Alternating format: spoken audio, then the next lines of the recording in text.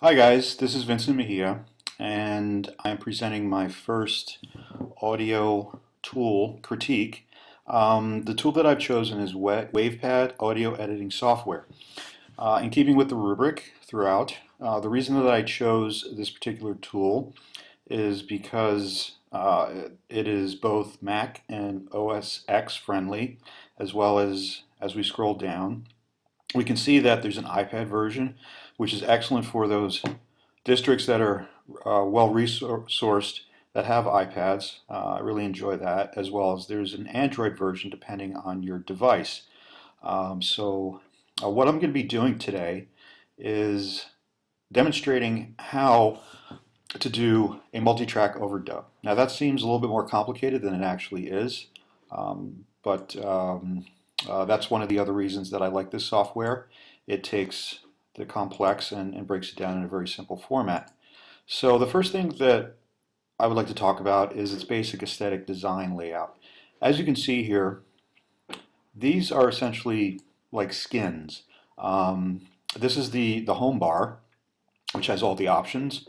Down to the left is the record and playback controls, as well as over to the right is all the file info, the runtime, digital length, stereo and mono options, etc., as well as start-finish monitors.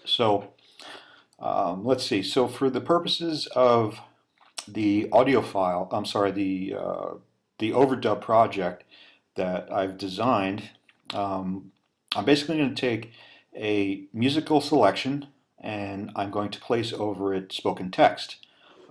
And it's going to be presented in the hypothetical presentation of the Rutgers Italian Department Summer Study Abroad. So the first thing I would like to do is just briefly go over the options here, which are self-explanatory for the sake of brevity.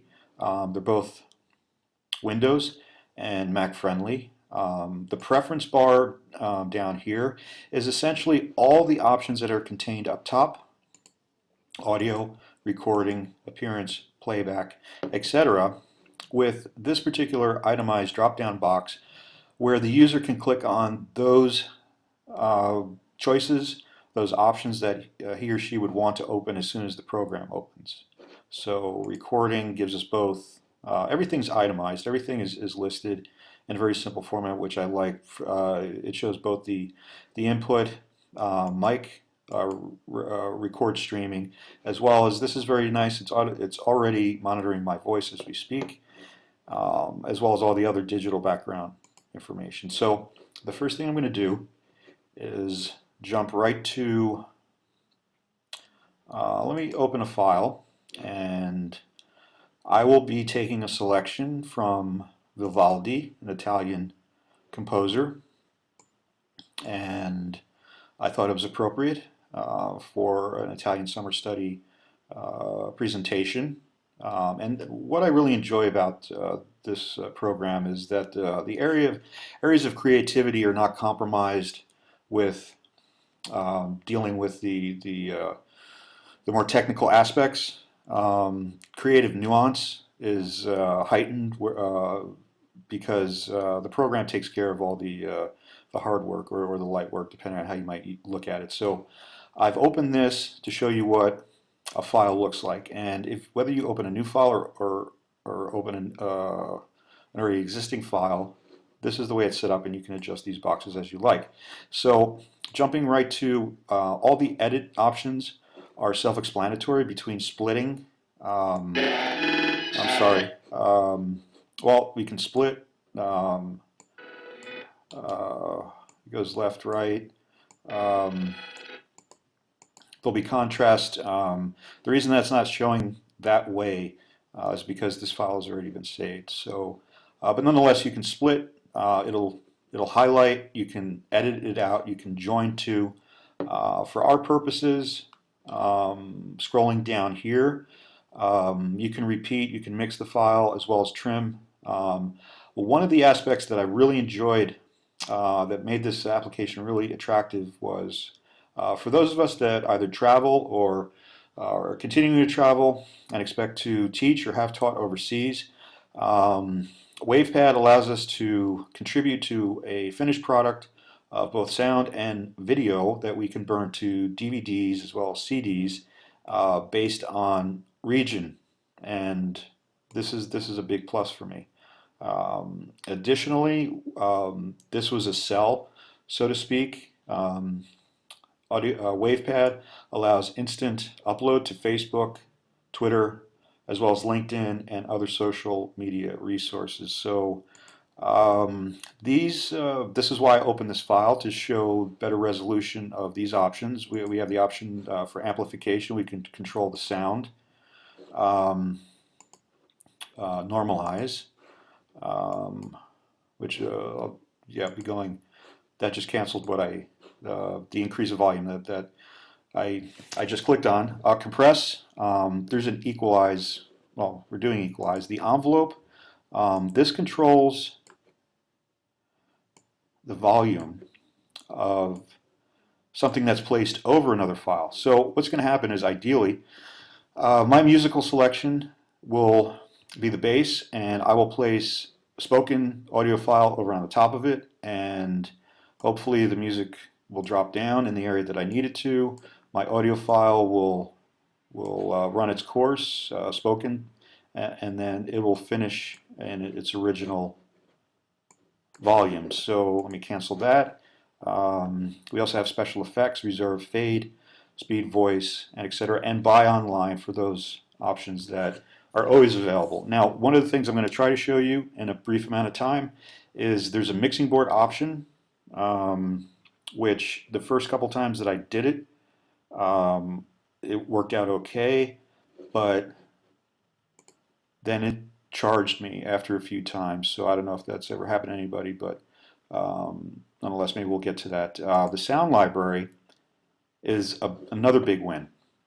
Importing my files from iTunes, I had to make decisions between what I thought was best, and that could be its own process, but I scrolled down here and I found Vivaldi, which I already opened in a file and saved over here. So there's Strauss. I was very impressed with the tastefulness, the choice of selections, Mozart, Schubert, Liszt, so on and so forth, William Tell Overture. So that was immediately available to me. So let's see, what else? Oh, okay, Mixpad is the option that I showed before. Originally, I was able to do this, which I liked. For instance, I'm taking Vivaldi, click and paste, put it there. Okay, it gives me the option, and it also has a fuller mixing board display. Now, what I wanted to do, what I did the first time, was I took my audio file and put it there, and it would have just seamlessly overdubbed it. But now it's asking for a price, so it's going to lose a couple stars because of that. So let me back out of that, or close that. Do not save, because that's at cost. So what we're going to do now is, this is how this happens. You take, all right, I'm opening this file, as well as I'm going to open my Summer Study Abroad prepared in advance audio text. And let's see what we have. And now the last few steps of the finished project. The first thing I did, which is very important, I went to the Summer Study Spoken file. I'll just give you a sample of that. Hi guys, I'm here to talk to you about the Rutgers University Department of Italian Summer Study Abroad. And let's see, it's just a matter of hitting copy. One could also paste these to the clipboard, depending on your preference. That's a Windows user option.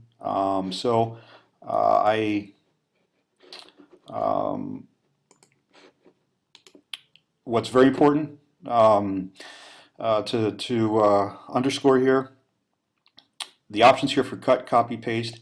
I went to copy. Let me close that. My next step was to go to my Vivaldi selection. Vivaldi is an Italian composer many of you would probably recognize from the Rick Steves show, the travel show. and I put my cursor where I wanted it to be. Let's say it's right there. Now this is crucial. If you do not choose, if one does not choose paste mix, it will not mix. It will simply place paste the other file right over the original base file, and there won't be any mix between music and audio. So paste mix. It will start from this point here. That's okay. So I'll get rid of that. And let's see, here's the finished product. And hopefully everything will run perfectly.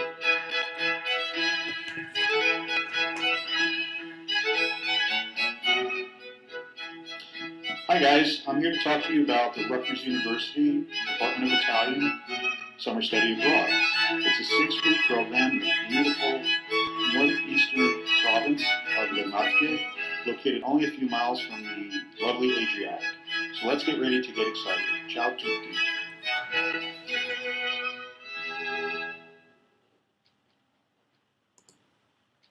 And that's essentially it. Once again, I found, in keeping with the rubric, um, this promotes 21st century education design through a collaborative teaching method, which is a very important part of my curriculum design and unit lesson plan writing, where both students and teachers can share and learn from one another. As far as its ease of use, I found it probably about a 3 on a scale of 1 to 5.